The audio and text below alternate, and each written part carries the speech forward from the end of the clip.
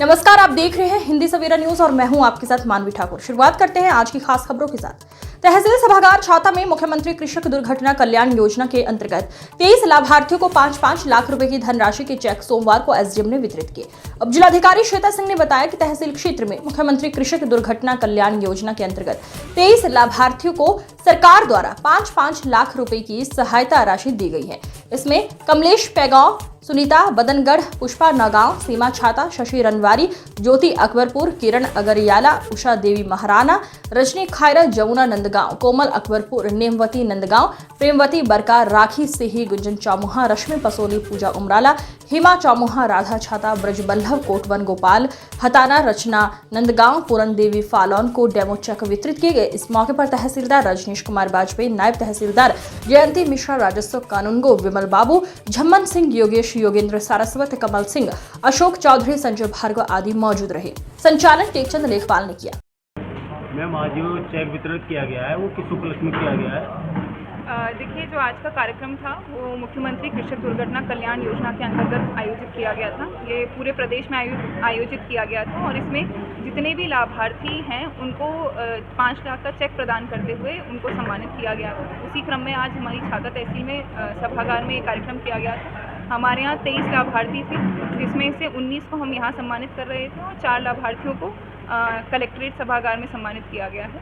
और ये जो कृषक कार्य करते वक्त या कृषक कार्य करने वाले ऐसे लोग जिनकी किसी सड़क दुर्घटना में या अन्य किसी घटना में मृत्यु हो जाती है अपरिहार्य कारणों से, और उनके परिवार जो जीवन यापन के लिए उन्हीं के ऊपर पूरी तरह से निर्भर है, उनकी एक मदद के लिए 5 लाख रुपए सरकार द्वारा ऐसे परिवारजनों को दिए जाते हैं। उसी क्रम में आज ये कार्यक्रम किया गया था। ये इस योजना को पारदर्शी कैसे बनाया गया है? कैसे योजना को पारदर्शी बनाने के लिए सबसे पहला जो प्रयास किया गया है, 2 प्रयास हैं। एक तो योजना में सभी आवेदन अभी ऑनलाइन ही कर दिए गए हैं कि सभी आवेदन ऑनलाइन ही किए जाएंगे।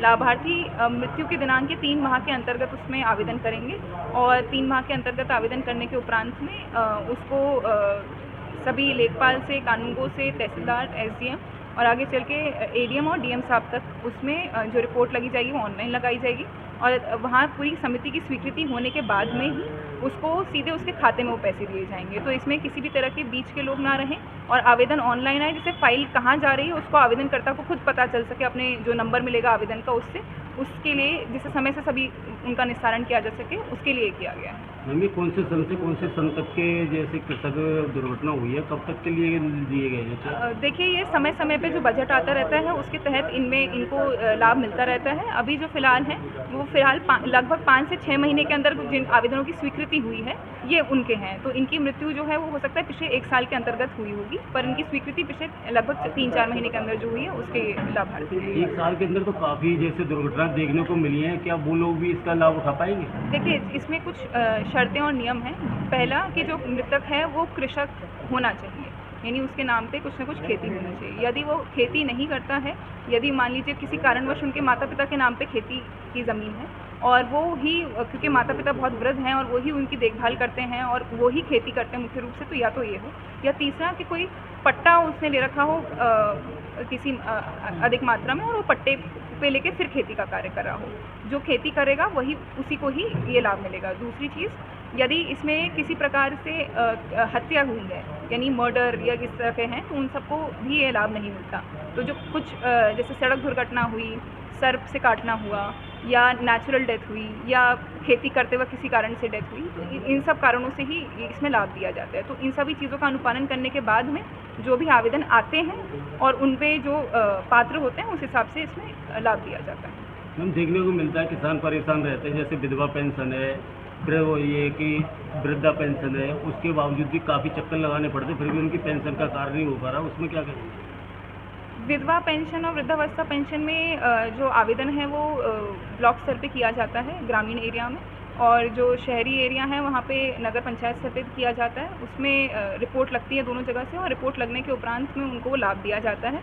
कई बार बजट की और बीच में, क्योंकि जो पेंशन है उनमें EKYC की, आधार लिंकिंग की, ये सब समस्याएं आई थी, तो इस वजह से काफ़ी डिले हुए थे ये सभी। कई सारे ऐसे पेंशन लाभार्थी थे जिनको पेंशन मिल रही थी, पर उनकी EKYC नहीं, तो 2-3 महीने तक उनकी पेंशन भी रुकी रही हैं। कई बार इन पेंशनों का बार बार सत्यापन भी किया जाता है कि कहीं ऐसा ना हो कि कोई व्यक्ति वृद्ध ही ना हो और उसको वृद्ध अवस्था पेंशन मिल रही हो, या कोई महिला विधवा ना हो उनको विधवा पेंशन मिल रही हो। तो ये सब चीज़ों का सत्यापन करने के बाद दिया जाता है। कोशिश यही रहती है, क्योंकि ये भी ऑनलाइन के माध्यम से, कि इनका समय से निस्तारण कर दिया जाए। ये भी समयबद्ध है और 21 दिन का समय होता है इनका, 21 दिन में इनका निस्तारण किया जाता है।